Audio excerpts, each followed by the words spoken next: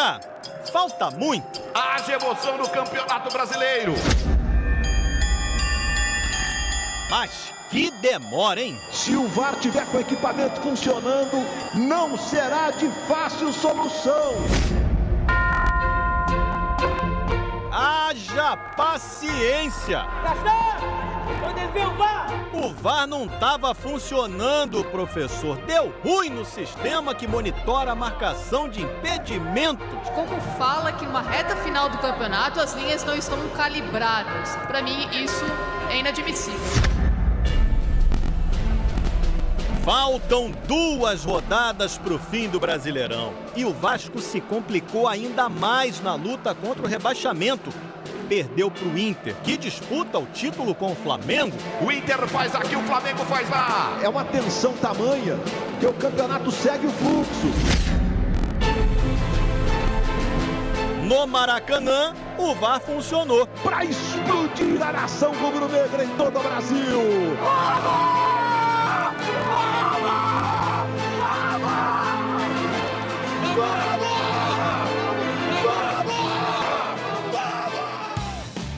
Então vamos, boa tarde para você, começando o Globo Esporte. Já você vai ver a vitória aí do vice-líder Flamengo, vai ver a derrota do Vasco na zona de rebaixamento para o líder internacional. Mas eu começo falando de Fluminense, que só joga hoje, mas já está garantido na Liberta, hein?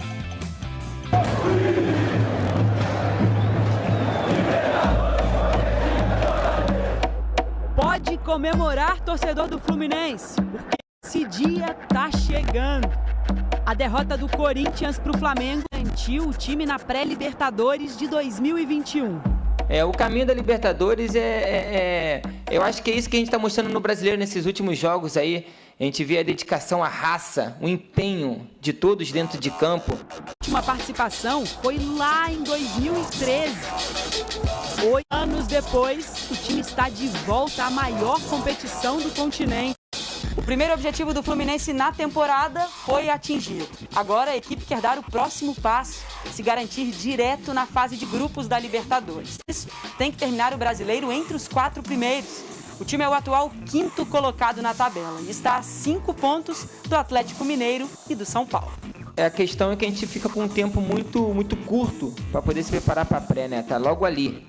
E depois de uma temporada dessa desgastante fisicamente, mentalmente, com essa pandemia, você tem um curto prazo. Um futebol às vezes nos coloca nessa situação e nós temos que estar sempre preparados. Hoje à noite, contra o Ceará, lá em Fortaleza, o time tem a chance de diminuir a diferença para o G4 para apenas 2 pontos. O técnico Marcão vai fazer mudanças na equipe titular. Fred é desfalque com edema na coxa e Matheus Ferraz testou positivo para Covid. John Kennedy e Nino serão os substitutos. É reta final de Brasileirão e ainda dá para chegar mais longe.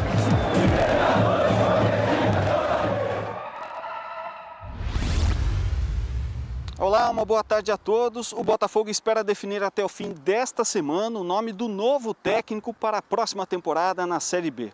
O clube quer um treinador com experiência em segunda divisão e que ajude no processo de reconstrução do time, que no sábado sofreu mais uma derrota no Campeonato Brasileiro, 2-0 para o Goiás, fora de casa. Nem mesmo o esquema com 3 zagueiros armado pelo técnico interino Lúcio Flávio fez o Botafogo ser mais seguro na defesa. O time sofreu com o ataque do Goiás, principalmente nas bolas aéreas. E foi assim, aos 7 do primeiro tempo, que Rafael Moura aproveitou um cruzamento de Vinícius e abriu o placar. Aos 18 do segundo tempo, foi a vez de Fernandão receber um cruzamento de Shailon e marcar o segundo do Goiás. O Botafogo ainda terminou a partida com um jogador a menos. O zagueiro Canu foi expulso após uma entrada dura em Fernandão. O Botafogo volta a campo na próxima segunda-feira, quando recebe o São Paulo, aqui no estádio Newton Santos. Um chute forte na entrada da área, cheio de vontade e no endereço certo. Rafael Gladiador fez um belo gol e fez também o time do Palmas explodir de felicidade. A vitória por 1-0 sobre o Tocantinópolis garantiu o tri do tocantinense ao Palmas. Uma conquista importante num momento tão delicado que o time da Série D do Campeonato Brasileiro vem enfrentando. O Palmas foi campeão exatamente 3 semanas depois do acidente aéreo que matou o presidente do clube, Lucas Meira, os jogadores Lucas Praxedes, Guilherme Noé, Ranulli e Marcos Molinari, além do piloto Wagner Machado. Os atletas que estavam no voo cumpriam o último dia de isolamento depois de testarem positivo para a Covid-19. Eles iriam para Goiânia, onde se juntariam ao restante do elenco para o jogo contra o Vila Nova, nas oitavas de final da Copa Verde. E não tem um dia que eu não penso neles, não tem um dia que eu não penso nas famílias deles. É uma reconstrução e eu sonho com a conquista do campeonato, porque eu sei que é uma maneira de confortá-los também, né? Porque eles trabalharam conosco aqui. Essa entrevista do técnico Wilson Gotardo foi logo depois do jogo de ida contra o Tocantinópolis, que terminou empatado em 3-3. Ontem, no jogo da volta, o sonho do Palmas virou realidade.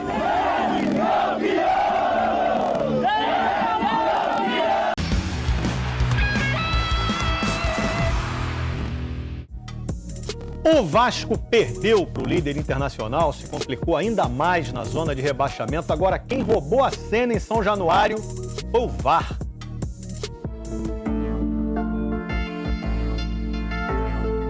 Enquanto o Vasco e Inter não começavam, eu me peguei aqui pensando nas voltas que esse mundo dá. Olha só como era a vida de Vanderlei Luxemburgo e Abel Braga um ano atrás. Vanderlei tinha trocado o Vasco pelo Palmeiras, um clube com dinheiro, estrutura, elenco forte. Lá, ele falava em conquistas, totalmente diferente do Abel, o sucessor dele em São Januário. Abel sofria com resultados ruins de um time limitado que não evoluía com ele. Mas espera aí, volta aqui para o presente, porque hoje quem pensa em título é o Abel. E quem luta para fugir do rebaixamento é o Lucha. O que será que reserva o futuro? Futuro? Tudo a ver com tecnologia, representada no futebol por essa caixa, por essa sala. Que eles passem despercebidos, que a bola role legal, sem polêmica para a arbitragem. Mas o árbitro de vídeo é falível. O VAR deu tilt, bugou, falhou, travou, parou, descalibrou. O líder estava conectado desde o comecinho. Tão cedo que aos 9 minutos já tínhamos o lance do jogo. Moisés levantou o toque pro gol! Dourado! Segue o Inter! O árbitro Flávio Rodrigues de Souza aguardava a checagem da jogada pelo árbitro de vídeo, como manda o protocolo. Um lance bem difícil, realmente vai precisar da linha da tecnologia ali para confirmar, por isso vai demorar um pouquinho. Visão tridimensional com as mais diferentes câmeras para tratar do ombro aqui, da perna colar, se dava condição, se estava à frente, como é que é? Não subiu a bandeira o assistente número 1, Danilo Maniz. 3 minutos e 50 segundos de espera para confirmar o gol, só que a decisão não foi baseada na tecnologia. Num primeiro momento, nenhuma reclamação do Vasco. Jogo sob o controle do Inter, até que o repórter Edson Viana deu essa informação. A linha do VAR, aquela que é colocada virtualmente para ver o impedimento na hora do gol do Internacional, ela estava descalibrada. Então valeu a decisão de campo para validar o gol do Internacional. Eu falo com o juiz, ele falou que eles não estavam conseguindo fazer a linha lá em cima no VAR, por isso que demorou um pouco. Mas eu estava com condição legal e o gol foi bonito. Vanderlei Luxemburgo e o diretor de futebol do Vasco, Alexandre Pássaro, cercaram o trio de arbitragem na saída para o intervalo. Praticamente todo o time fez o mesmo antes de o jogo recomeçar. Teve empurra-empurra, mas teve jogo também. Pouquinho, mas teve. O Vasco ficou com a bola, tentou fazer pressão, até ter a chance do empate, com polêmica, para variar. Germancano tentou o chute e caiu na área. O árbitro marcou o pênalti. Mais 3 minutos e meio de checagem do VAR e a decisão foi mantida. Confirma pênalti pro Vasco! Chance pro argentino voltar a marcar depois de 4 jogos. O artilheiro do time com 23 gols na temporada falhou. O Cano bateu pra fora, Vanderlei não acredita no que vê! Foi o pênalti perdido pelo atacante no Vasco. Falta cabeça, falta força, faltam pontos pro Vasco. O segundo gol do Inter, Thiago Galhardo, nos acréscimos, mantém o time preso na zona do rebaixamento. Preso também as queixas, entre elas a retirada de uma câmera da TV do clube que fica na lateral do campo. E foi pedido pelo pessoal do VAR para que essa câmera fosse retirada dali, sob o argumento de que essa câmera poderia captar alguma imagem que pudesse depois desmentir o VAR. Se o VAR não estava funcionando, se a linha não estava calibrada, paralisasse a partida até que isso pudesse ser checado. O nosso departamento jurídico vai entrar com um pedido de anulação da partida no STJD. Eu estou reclamando é que o primeiro gol desestabilizou a minha equipe emocionalmente. No intervalo do jogo, os jogadores estavam totalmente desestabilizados. O Flávio foi prepotente em falar para mim que ele ia analisar o lance em casa para saber se errou ou não. Ele está de brincadeira. O mau funcionamento do VAR não foi citado pelo árbitro na súmula da partida. Em nota, a CBF informou que a Comissão Nacional de Arbitragem pediu explicações à empresa responsável pela operação dos equipamentos do VAR sobre o problema com a linha de impedimento.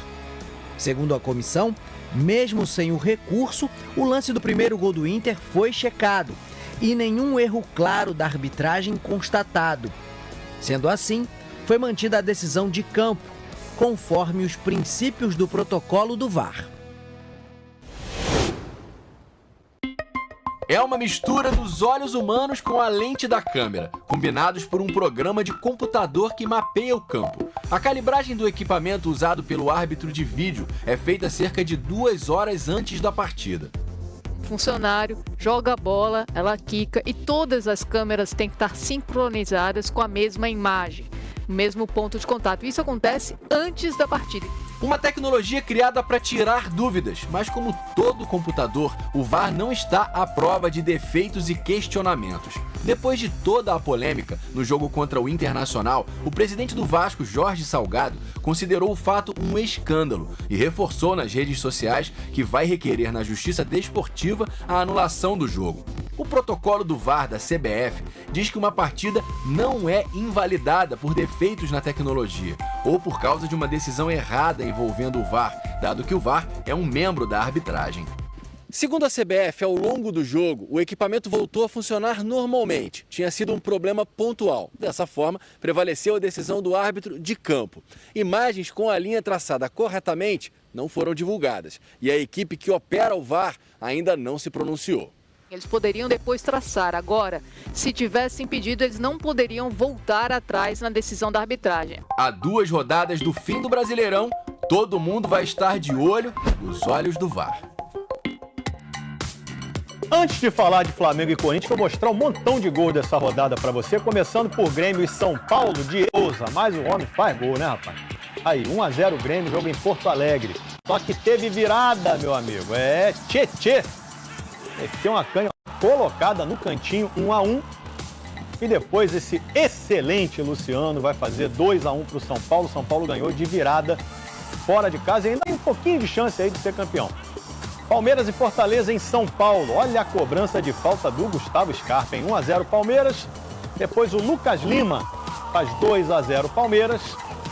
E o Breno Lopes, o homem que fez o gol do título da Libertadores, fez o terceiro. Palmeiras venceu 3-0. Atlético Paranaense contra Atlético Goianiense. Vitinho fez 1-0 para o Atlético Paranaense. Foi no Paraná. Depois o Robertson empatou de cabeça. 1-1. E no fim do jogo, Thiago Heleno, cruzamento, ó, sobe pra caramba, faz 2-1 pro Atlético Paranaense. No Maracanã, tudo bem com o VAR, funcionou direitinho e o Flamengo também. Um jogo que valia muito para os dois clubes.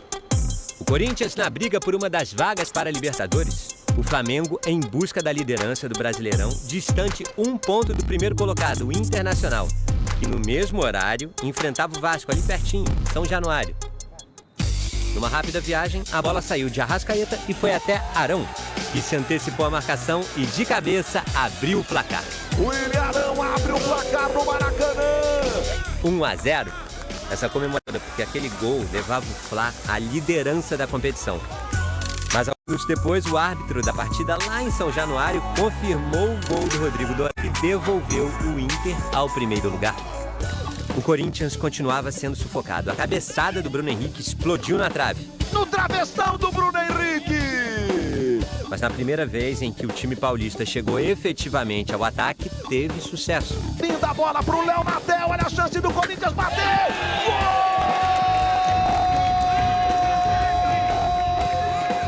Perdi o cara, o Léo, se não estiver enganado, né? Perdi um pouco ele de vista, sobre o bate-rebate, a bola limpa para os jogadores dele, achou o passe. Naquele momento, o Flamengo entrava numa situação delicada, porque estava retrocedendo na disputa pelo título, ficando 3 pontos atrás do Inter. Só que depois desse chute perigoso defendido pelo Hugo, o alto da tabelinha do Brasileirão mudou mais uma vez, com pausa dramática. Tudo começou no chute de fora da área do Bruno Henrique e o Cássio espalmando a bola, que sobrou pro Everton Ribeiro, cruzar pro Gabi, gol. Está marcado o impedimento. O árbitro Rafael Traz explicou que o VAR ainda iria avaliar o lance. Senhoras e senhores, estamos na mão do VAR. E aí foram 3 longos, tensos, ruidosos minutos.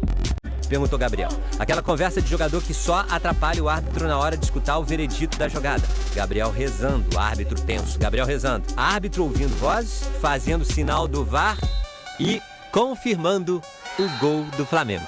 Gabi, Gabi, Gabi, Gabi. Gabigol é o nome da emoção. No momento do passe, posição legal para o Gabigol.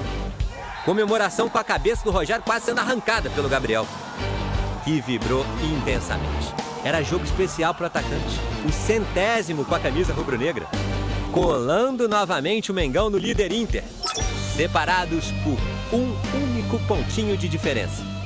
O Gabigol ainda conseguiu finalizar perigosamente antes de sair de campo machucado. O atacante torceu levemente o joelho. E torcer, no outro sentido da palavra, foi o que os jogadores do Fla fizeram quando veio a notícia de que o Vasco tinha um pênalti a favor em São Januário. Os reservas deram um tempinho no aquecimento e foram até um monitor mais próximo para ver o Germancano chutar para fora. Bateu para fora!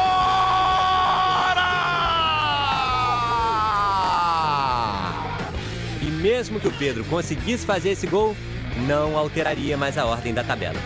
O Colorado terminou na liderança. No próximo domingo, Flamengo e Internacional vão se encontrar neste mesmo estádio numa partida que pode definir o campeão brasileiro.